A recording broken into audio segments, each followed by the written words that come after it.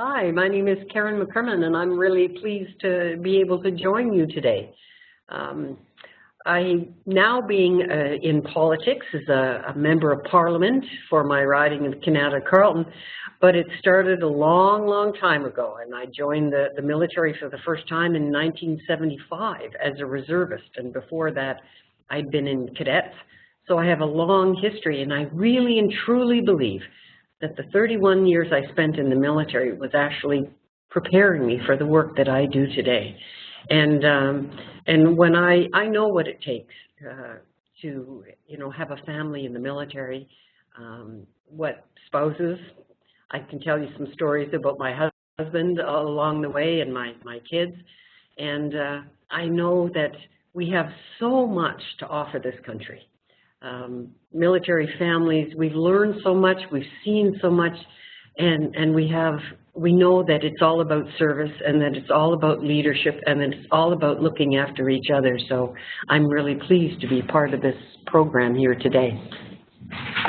So just a little bit about me. So yeah, it started all those years ago. Back in 1975, I started at the rank of private as a clerk in an Army reserve unit. So, and I tell you what, it started there when I started learning about what leadership really was, what service to your country really was, what teamwork and collaboration and really what you could get done when people work together. And every year I felt in my history there was something new to learn, something to add. And spending 5 years as a reservist while I was going to school, I think helped me learn how to balance things. And then when I joined the regular forces as a navigator 5 years later and transitioned from reservist part-time to Air Force full-time, I had already learned a lot of really important lessons. And I think that my time as an Army reservist really helped build the leader that I became in the future. And I think that a lot of military families and military spouses and military members, we have experience that very few others do. And I think it helps build us into really powerful people who understand the difference that we can make in the lives of others. And you know, it was my mom, she said, Karen, you're blessed. You were born in the best country in the world, to a family that loves you, who can teach you the right things. And because you're so blessed, it's your responsibility to help those who maybe aren't as blessed as you are. And they were very wise words then, and those are the kinds of words I try to live by and try to make a difference whenever I can. So, you know, and then a military career has to come to an end at some point. And my career ended when my mother became very ill, and I wanted to help look after her. She was dying of metastasized breast cancer, and I didn't want to miss that last year of her life. So I had to retire. I retired, but it was the best thing I could have done because it opened up all kinds of other windows that at first it feels really uncomfortable. And I think that that's something that people don't understand outside of the military, what kind of a family, what kind of a community you become part of. And when you leave, you're leaving a piece of you behind. But it doesn't have to end there, and that's what we need to share with each other. Because all of the gifts and the benefits and the experiences that we gained all of those years, they're appreciated no matter where we go. And there is another life ahead for all of us. And if we share all of the wisdom, all of the knowledge that we've gained over those years, we'll make our communities and we'll make our families and we'll make our country a stronger place. And it is, you know, I talk about leadership a lot. And I want more women to see themselves as leaders. I stand up and I give a presentation on leadership, and I start by asking women, most of them, I said, who sees themselves as a leader? And they don't put their hands up. But then I said, okay, put your hands back down.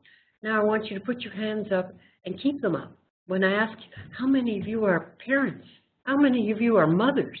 How many of you are aunts who are actively involved in their family? How many of you look after other family members or volunteer in the community association or manage a team or coach a team or lead a team? And the hands all go up. For some reason, we don't see ourselves as leaders because there's still this outdated idea of what leadership and leaders look like. I actually had a senior officer at one time tell me that I didn't look like a leader. What does a leader look like? And I think that we need to change that. We need to see ourselves as leaders because we can make a huge difference in the world. So let me see if I can change that. There we go. And so then I got involved in politics. I wanted to be proud of the legacy that I left all of our, not just my children, but all of our children. And I wanted our country on a different path than it was on. So I thought, okay, I don't want to wake up someday and say I woulda, coulda, shoulda, because I did. And so it matters. And so all of us, and boy, was it outside my envelope? Oh yeah, it was, for sure, it was. But that's when we grow. We grow when we push a little outside of our comfort zone to make a difference in the lives of others. And that's what I think leadership should be. Leadership should be about serving the team and helping the team become better and reach its full potential. And politics should be exactly the same. Should be about serving the people of this country. Should be about helping this country become even stronger and better than it was.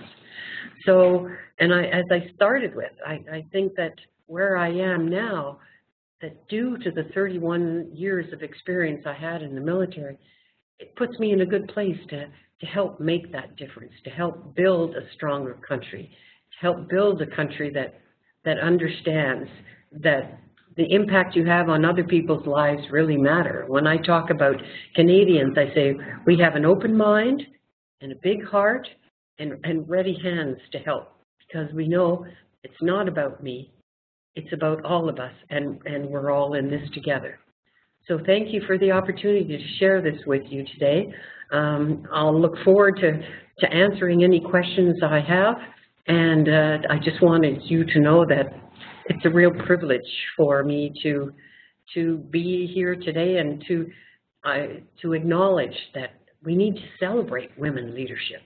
We need to celebrate it whenever we see it, and you know, families and wives and spouses and people who are there to support us, all of our support networks. It takes a team, it takes a community, it takes a country to make a difference. So thank you so much, and I'll look forward to being able to answer your questions. Have a good one.